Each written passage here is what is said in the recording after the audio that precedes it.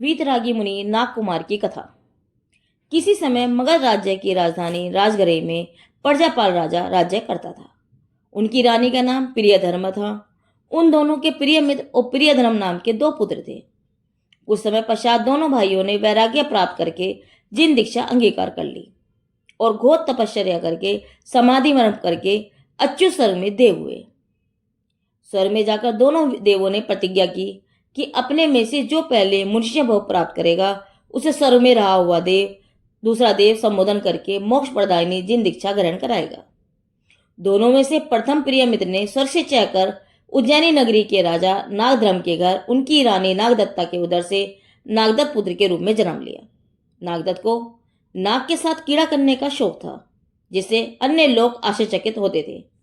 एक दिन स्वर्ग में रहने वाले प्रियधर्म देव को अपनी प्रतिज्ञा का स्मरण हुआ।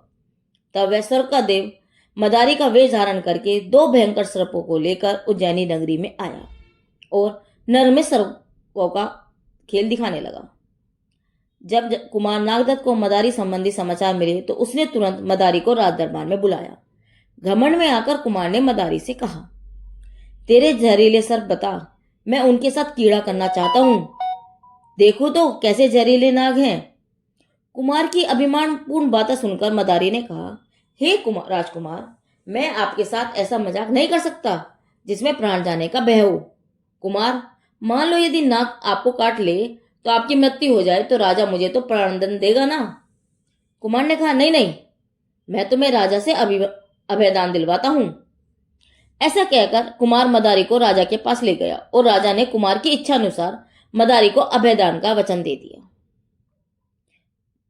मदारी ने एक साधारण सर्प निकाला। कुमार नागदत्त ने उसका कीड़ा करके उसे तुरंत हरा दिया और मदारी से कहा, तेरे पास दूसरा जहरीला नाग हो तो निकाल।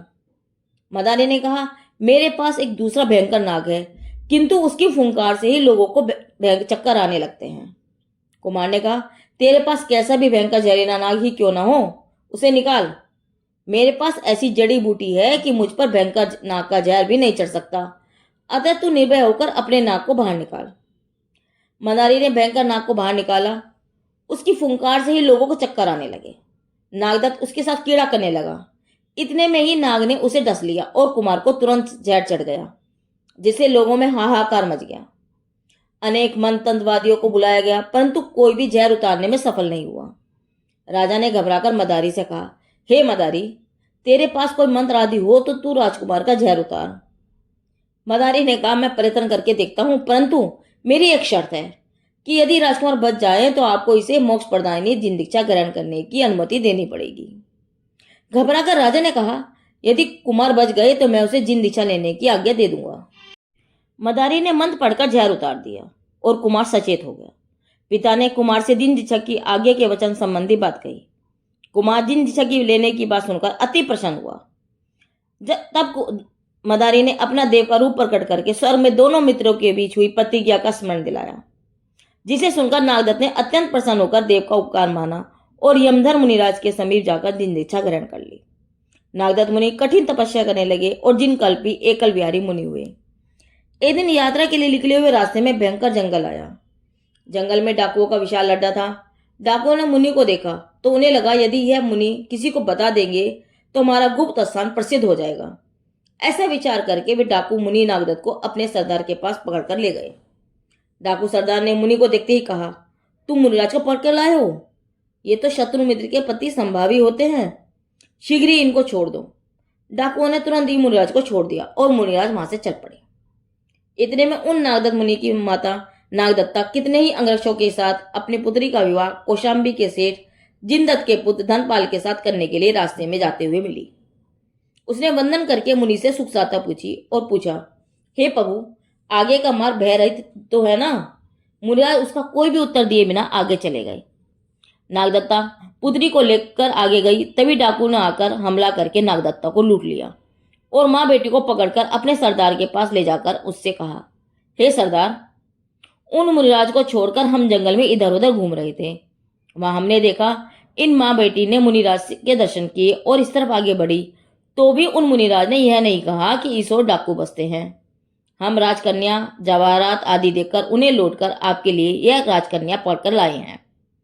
तब डाकू सरदार ने कहा, देखो, मैंने कहा था ना कि मुनि तो सब जीवों के प्रति संभावी होते हैं। मुनिराज के दर्शन करने वाली इन माता पुत्री को भी उन्होंने यह नहीं कहा कि आगे डाकुओं का भय है, क्योंकि अपनी आत्मा के आनंद में मस्त वीतरागी संतों को डाकू हो या मित्र सबके प्रति संभाव रखता है। मुनिराज की प्रशंसा सुनकर मुनिराज की माता नागदत्ता बहुत क्रोधित हुई। अरे, मैंने पुत्र से दर्शन करके पूछा था, आगे मालूम भय तो नहीं है ना? तथापि उसने मुझसे भी बात नहीं की और हमें मौत के मुंह में ढकेल दिया। धिक्कार है ऐसे निष्ठुर निर्दयी पुत्र को, जिसने मैंने जन्म दिया। इसकी अपेक्षा तो मैं पुत्र ही नहीं होता तो ठीक था। इत्यादि कल्पनाएं करके वह अपने पेट में तलवार चल मारने को तैयार हुई। यह देखकर डाकू सरदार गदगद होकर माता नागदत्ता के पैरों में गिरकर कहने लगा, माता, आप मात नागदत्त मुनि की माता नहीं है, बल्कि हमारी भी माता है। हे माता, आप धन्य हैं कि आपने ऐसे उत्तम मुनिराज को जन्म दिया। ऐसे कहकर डाकू सरदार ने लूटा हुआ धन और राजकन्या माता को सौंपकर क्षमा मांगी। अहो, डाकू भी मुनिराज नागदत्त के वीतरागी साम्य भाव को की महिमा करते हैं। धन्य है वे नागदत्त मुनिराज और धन्य है उनकी मुनि दशा। देखो तो सही, अपनी माता के पूछने पर भी उन्हें सावधान भी नहीं करते कि आगे डाकू हैं।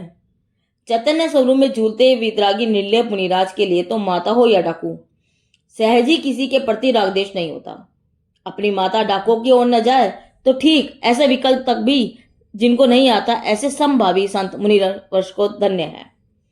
इस प्रकार मुनिराज की महिमा करते करते वह डाकू सरदार मुनिराज नागदत्त के समीप जाकर दीक्षा अंगीकार करता है। उस समय दर्शन ज्ञान चारि प्रकट करके, घोर तप करके, घाते कर्मों का नाश करके वे नागदत्त मुनिराज और डाकू सरदार सूरदत्त मुनिराज केवल ज्ञान प्राप्त करते हैं और पश्चात अघाते कर्मों का भी नाश करके मोक्ष प्राप्त करते हैं।